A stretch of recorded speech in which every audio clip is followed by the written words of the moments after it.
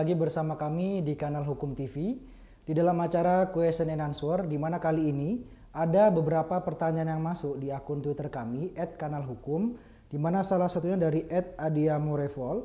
Dalam hal ini Adiamorevol mempertanyakan apakah perbedaan gugatan wan prestasi dengan gugatan perbuatan melawan hukum serta karakteristik dan perbedaannya bagaimana. Di dalam hukum acara perdata terdapat dua macam bentuk gugatan. Yang pertama adalah gugatan wan prestasi dan yang kedua adalah gugatan perbuatan melawan hukum. Yang pertama kali saya akan menjelaskan terkait gugatan wan prestasi, di mana gugatan wan prestasi ini muncul diakibatkan ada salah satu pihak di dalam suatu perjanjian tidak memenuhi kewajiban-kewajiban hukum sesuai dengan apa yang telah diperjanjikan oleh para pihak.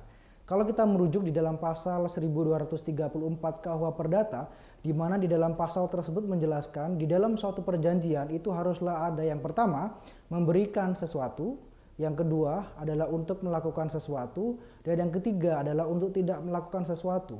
Apabila dari ketiga hal ini itu tidak dilaksanakan di dalam suatu perjanjian, maka salah satu pihak yang mengingkari kewajibannya di dalam suatu perjanjian sudah masuk di dalam kategori wan prestasi atau ingkar janji. Untuk contoh gugatan wan prestasi, kita bisa mengambil contoh ketika ada seseorang di dalam suatu perjanjian, khususnya perjanjian hutang piutang, di mana orang yang memiliki hutang itu telat membayar hutang atau tidak membayar hutang sama sekali, maka kita sebagai pihak yang memberikan hutang itu bisa mengajukan gugatan wan prestasi kepada pengadilan negeri untuk menuntut hutang kita agar dibayarkan dengan segera.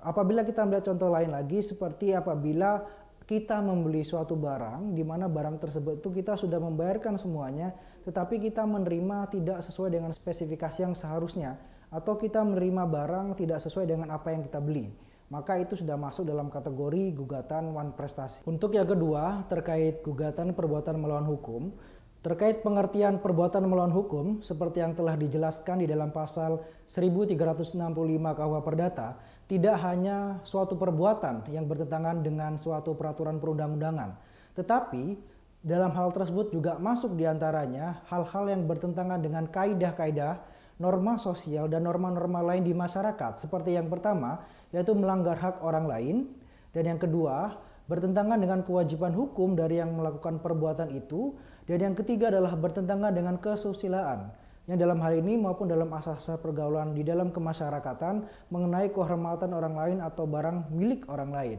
Saya ambil contoh seperti ini untuk contoh perbuatan melawan hukum, di mana kita apabila ada seseorang yang melakukan pencurian terhadap listrik milik orang lain, atau ada orang lain yang mencuri pam air milik tetangganya, maka hal tersebut itu sudah masuk dalam kategori perbuatan melawan hukum, sehingga kita bisa mengajukan hak kita untuk menggugat orang yang telah mencuri listrik ataupun air milik kita.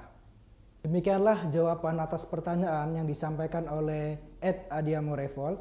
Bagi yang ingin bertanya bisa langsung mention ke akun Twitter @kanalhukum dengan hashtag tanya kanal hukum.